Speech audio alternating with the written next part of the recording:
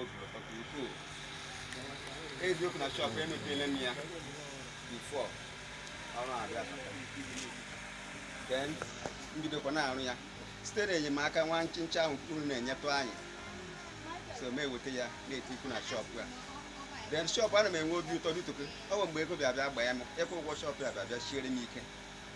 But otu Chineke na-esi mee ihe abịa kwụọ m ụgwọ ahụ nwere ya kwụọ ụgwọ shop isi Chineke ekeletere n'aka. Adịgbo nwere ịsọ ihe ọzọ nke ahụ naanị by then mgbe ahụ o ji m n'olu.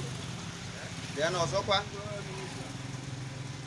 ego nke ahụ na-enyetụ anyị unu chikwa n'ike wee tetuo aka lee na ụmụntakịrị ụgwọ skuul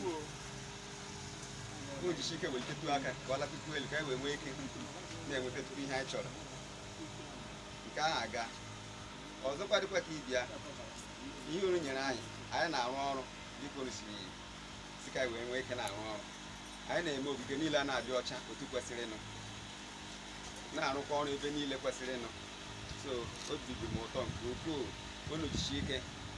Anyị nwe na onwe anyị nakwa agara unu ozi anyị nwe na onwe anyị nakwa agbalịkwa ebe ike anyị jisi n'ike nụ. Anyị anụla ihe i kwuru, anyị ga-ezuru ozi izi. Ndewo. Ka ịkwana aha gị? Augustine Okere.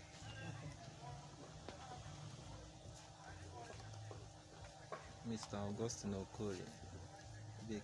Okere.